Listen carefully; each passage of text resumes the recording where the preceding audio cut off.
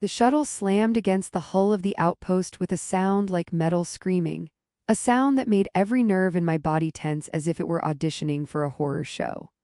I'd been crouched over a broken coolant pump, trying to coax a few more operational hours from it with nothing but duct tape and a soldering iron that smelled faintly of burnt marshmallows. The impact rattled the tools off the table, and I dove for cover behind a stack of graviton crates, cursing the universe in several languages, all of which ended in some variant of "why me?" When the smoke cleared, I saw her. A woman leaning against the mangled hull of the shuttle, armor scratched and sparking, hair plastered to her forehead as if she'd just survived a minor black hole collapse. She looked human at first glance, but the long ears, slender, graceful, almost musical in their line, gave away that she was from somewhere far stranger than Earth. She was breathing in a rhythm that seemed too deliberate, like she was counting each exhale, as if measuring whether I was trustworthy or likely to accidentally electrocute her on sight. "Hey," I said, because I hadn't thought of anything else, which was my usual survival strategy. "You need help?" My voice sounded weak even to me, like a cat trying to roar. Her eyes flicked toward me, sharp and glittering with something between suspicion and amusement. "Hurry up," she said, her tone clipped but not cruel. Then, leaning a fraction closer so only I could hear, she whispered, "Don't hurt me too much." I stared at her for a beat too long. Not the whisper itself, not even the warning, but the way her ears twitched like they were laughing at me even before her lips did. Humor, it seemed, was part of her armor. Probably because actual armor had proven insufficient in most battles and a good joke was sometimes more useful than plasma shielding. I forced a smile. "I promise, minimal hurting, mostly just the accidental kind." She rolled her eyes, a motion so fluid it almost made me dizzy. "Accidental kind? I love how reassuring that is," she said, and I caught the faintest smirk. It was terrifying and hilarious at the same time. Her armor needed more than minimal repairs. Sparks shot from her chest plate like miniature lightning storms, and the gauntlets were twisted at angles that suggested she had either fought a berserk space rhino or tried to dance zero-G salsa in an asteroid field. Both scenarios seemed equally likely. I crawled closer, ignoring the sweat starting to bead at my temples. "Step 1, I muttered, mostly to myself, "stop panicking like a human in a cosmic blender." I grabbed the plasma welder, which had a setting called cautiously destructive. "Perfect." She leaned closer and I swear her ears brushed the edge of my helmet. "Careful with the circuits," she said in that same mix of command and teasing. "I'm allergic to sparks in very specific ways." "Noted," I said. "Does the allergic reaction involve screaming or interdimensional portal openings?" "Mostly screaming," she replied. Her smirk had grown into something dangerously close to a grin, but I couldn't be sure. The first sparks flew. One bounced off the chest plate and hit the floor, sending a tiny explosion of sparks into the air like some kind of celebratory confetti. She jerked and I winced, thinking maybe my minimal hurting promise was already broken. "You're going to make this worse," she said, and then laughing softly added, "or better. Depends on whether your welding is a metaphor for life or just extremely reckless." I had no idea how to answer that, so I simply muttered an apology and tried to focus. She crouched beside me, not touching, just observing and occasionally offering quips about my choice of tools. "A crescent wrench for a hyper-rally joint? Bold," she said. "Or suicidal, one of the two." "Hey, it's vintage," I said. "Classic Earth engineering, retro charm." "Retro charm almost killed me," she replied, her ears flicking with what I suspected was amusement. "The repair took hours. Gravity in the hangar didn't behave consistently. At one point, a panel floated toward us like it had its own ideas, and I barely caught it before it collided with her helmet." She quipped about my reflexes being comically human, which I took as both a compliment and a jab. We joked between sparks and minor electrocutions. Well, mostly me being electrocuted while she laughed like a wind chime in a storm. The air around us smelled of ozone, burned electronics, and somehow faintly of starflowers. I couldn't place the scent, but it seemed to make her smirk even wider whenever it caught me off guard. She told me stories of her homeworld as I worked, each tale more unbelievable than the last. Planets with inverted oceans, cities that floated like jellyfish in space, and wildlife that could rearrange its atoms if bored. I laughed, mostly at the audacity, partly because I had no other choice if I wanted to keep my sanity. Then there was a quiet moment. Her eyes, gold-flecked and luminous, watched me, and I realized that beneath the jokes and sarcasm there was a fragile tension. Not fear exactly, but cautious trust. I was holding her life in my hands, quite literally, and she wasn't running. That had to mean something. I swallowed hard, muttered something about being careful, and she gave me a wink that made my stomach do that stupid flip humans get in romantic holofilms. A sudden alarm blared through the outpost, making us both jump. I looked at her, expecting anger, maybe irritation, and instead she tilted her head and said, "Well, this will be fun. Try not to destroy the armor before we figure out who's sending us unsolicited greetings." I laughed, noted, "Fun, yes, but I can't promise non-destruction." Her ears twitched like she was genuinely amused by that. For a brief, ridiculous moment, surrounded by sparks, smoke, and the scent of burnt wiring, I realized that repairing armor could be a lot like repairing trust. Awkward, sometimes dangerous, and occasionally hilarious if you didn't die first. And then she moved slightly, brushing her hand against mine. Not much, just enough to make me aware of her presence, aware of her warmth, aware of how alien and human she was all at once. I glanced down at the armor, then at her, and muttered, "Okay, we can do this. Just don't electroshock me if I mess up." "Accidental electrocution is part of the charm," she said. "You'll get used to it or die trying. Either way, entertainment for me." I couldn't argue with that. We worked into the night, joking, sparking, and gradually forming the strange, delicate rhythm of cooperation. Somewhere between the floating panels, flickering circuits, and sarcastic commentary, a connection formed. Not the easy kind, not the predictable kind, but the dangerous, unpredictable, slightly ridiculous kind that made you wonder if surviving a galactic storm was easier than navigating someone's trust. And as I tightened the last unstable circuit and she tested a joint with a flick of her long, elegant fingers, she looked at me and whispered again, almost shyly this time, "See, not too much hurt, right?" I grinned, mostly minimal. Mostly. Her ears twitched, I swear, like a silent laugh echoing across the hangar. And in that ridiculous, dangerous, beautiful moment, I realized that repairing armor wasn't just about metal and circuits. It was about figuring out how to hold on to someone in a universe that seemed determined to throw everyone apart. I barely slept. Not that I had a choice. Gravity in the outpost never settled fully, and the hum of the life support grid sounded like the faintest cosmic laughter every time I tried to close my eyes. When I returned to the hangar the next cycle, she was already there, adjusting circuits on her gauntlet like it was a musical instrument rather than a piece of armor designed to deflect particle cannons. Her long ears twitched toward every sound, catching the hum of machinery and the faint squeak of my boots on the magnetized floor. She gave me a look that suggested she could read my thoughts, which at that moment were mostly, "Don't trip over anything this time, idiot." "Morning," I said, waving a hand. I think it came out more like a flail, or whatever your equivalent of morning is. Her lips quirked. "Morning for humans," she said, "is usually accompanied by coffee. You have coffee?" I shook my head, which earned me a soft groan. "No, but I do have synthetic energy packs, same thing, less bitter." Her smirk widened. "Ah, synthetic energy packs, perfect for a human engineer who can't brew coffee properly. I feel safe already." I rolled my eyes, but the way her ears flicked at my movement made me wonder if I'd just committed some sort of social faux pas in her culture. I decided not to mention that I wasn't sure humans had a culture that involved ear flicks, which might have been safer. We dove back into the repairs. The armor had stabilized, mostly thanks to my half-panicked improvisation and her surprisingly precise instructions. She pointed out flaws with an almost casual sarcasm. "The coolant conduit is leaking." Again, I didn't think human engineering had a concept of tighten this bolt until it screams. "Bolts that scream are part of the charm," I said, like a cat with stage fright. She chuckled. The sound was short, melodic, almost like a chime bouncing in zero gravity. I swear, if the hum of the outpost didn't exist, her laughter would have filled the entire hangar.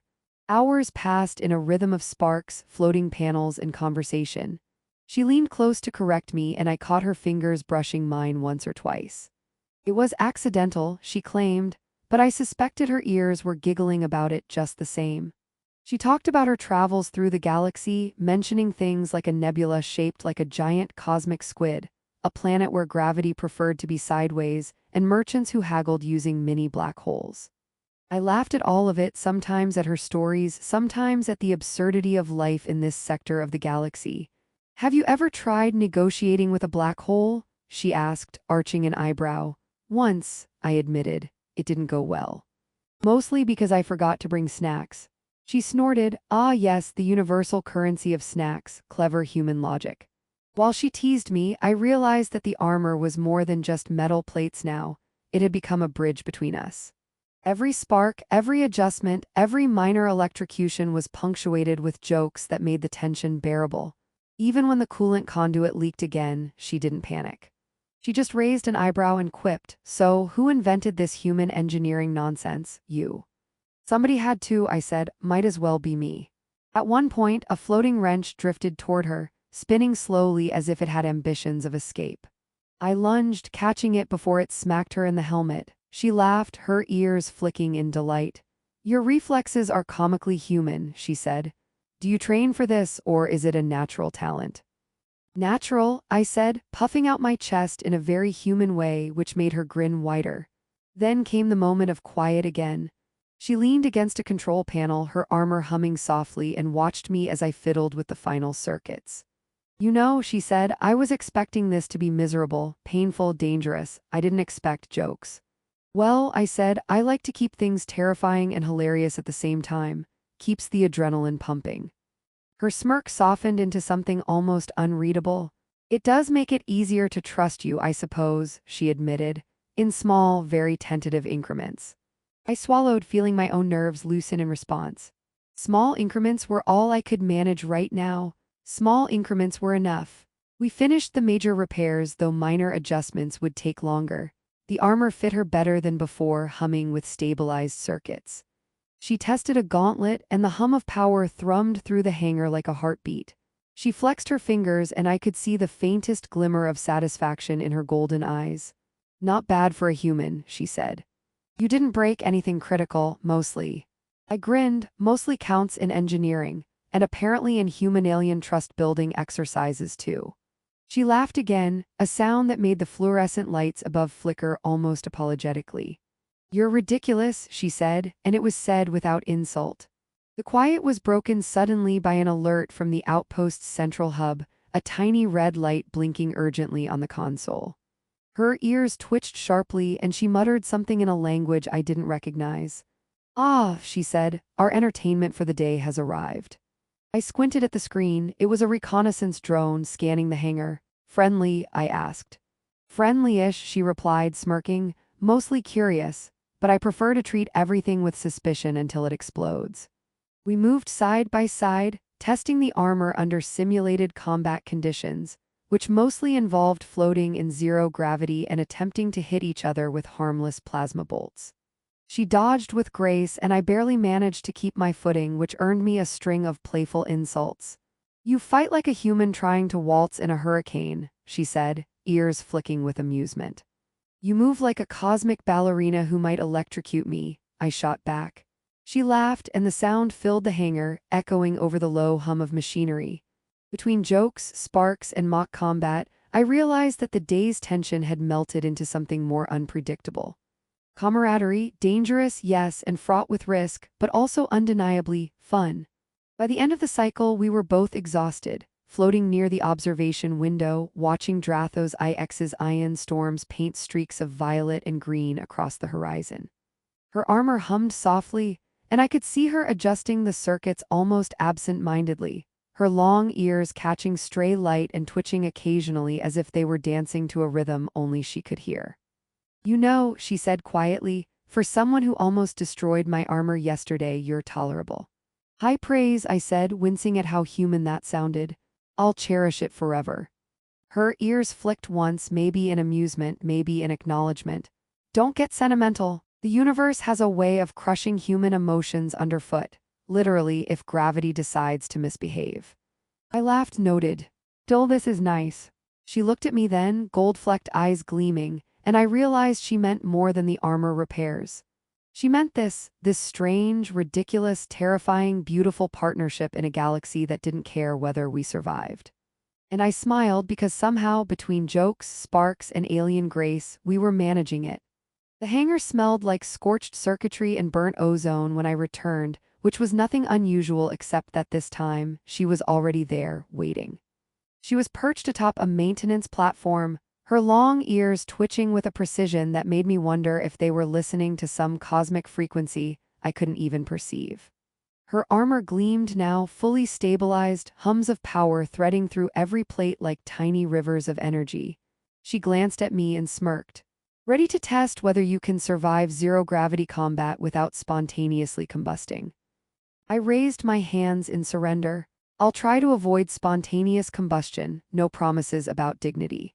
She laughed, a sound that ricocheted off the metallic walls, and leaped down with a grace that made me briefly question human evolution. Good enough, she said. I don't need dignity. I need efficiency and amusement, preferably in equal measure. We moved to the center of the hangar, where the magnetic floors had been toggled off for zero-gravity training. Panels and tools floated like reluctant dancers, bumping each other in slow arcs. She gestured to the floating gauntlet she had adjusted yesterday. Let's see if your repair holds up under pressure, she said, her tone teasing but not without an edge. The first few maneuvers were awkward. I flailed, nearly colliding with a floating crate, and she dodged my mock attacks with a precision that made me both admire her reflexes and curse my own. You fight like a human trying to tango in a vacuum, she said, ears flicking in amusement. And you fight like an alien ballerina auditioning for destruction, I shot back. She laughed, spinning in a smooth arc to dodge my plasma pulse, and I realized something. Humor had become our weapon as much as any technology. Every joke, every sarcastic barb eased the tension, kept our wits sharp, and somehow allowed us to trust one another in the chaos. Then the alarm blared. I nearly jumped out of my floating boots. She glanced at the console with a raised eyebrow. Ah, she said, the universe wants to remind us it exists. A reconnaissance drone had infiltrated the hangar, its sensors scanning with an almost innocent curiosity. But we both knew curiosity in the wrong hands could turn lethal. She tilted her head, ears twitching. Friendly-ish, as usual. I prefer to treat everything with suspicion until it explodes. I swallowed, feeling the familiar flutter of adrenaline. Noted, I said, explosions are the spice of life, right? He smirked, only when you survive them. The fight was chaotic but strangely synchronized. She moved fluidly, limbs slicing through zero gravity with precision, armor humming softly.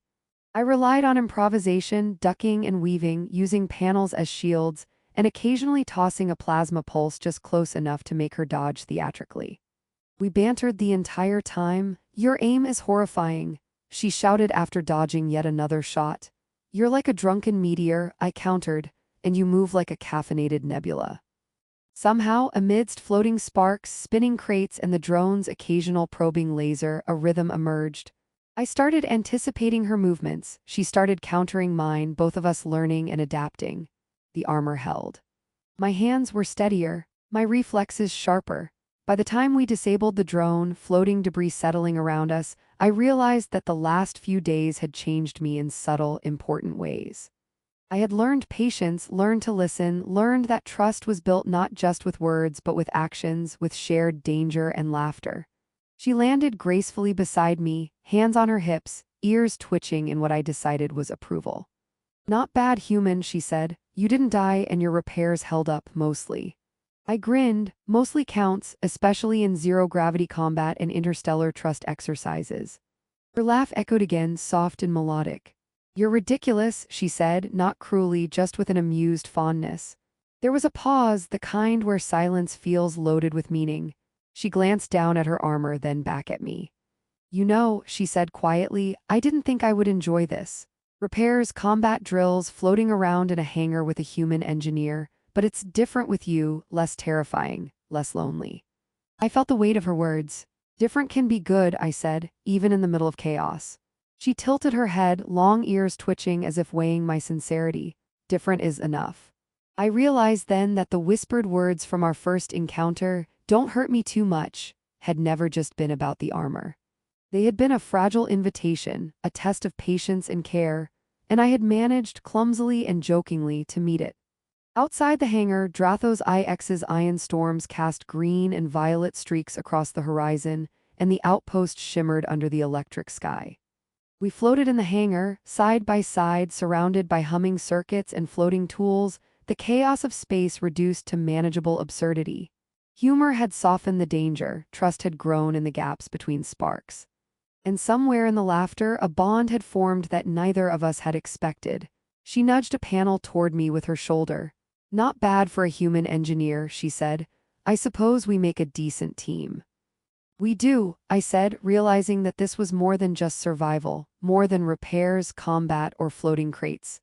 We had navigated fear, danger, and uncertainty, and we had come out laughing, intact, and somehow connected. Her ears twitched as she watched me, and I thought I caught a flicker of something softer in her gaze. "Just remember," she said, "next time you try to fix my armor, do it with equal parts caution and ridiculous humor." "It suits you." "I'll try," I said, "but I make no promises about dignity." She laughed again, a sound that bounced around the hangar and made the hum of the circuit seem almost musical. "Dignity is overrated," she said. "Surviving and laughing counts for more." And as we floated there, surrounded by the soft glow of stabilized circuits and the fading chaos of our playful combat, I understood that the galaxy might remain dangerous and absurd, but we had carved out a space where trust, humor, and courage coexisted. I had changed not just as an engineer or a human, but as someone capable of connection, of improvisation, of meeting the unexpected with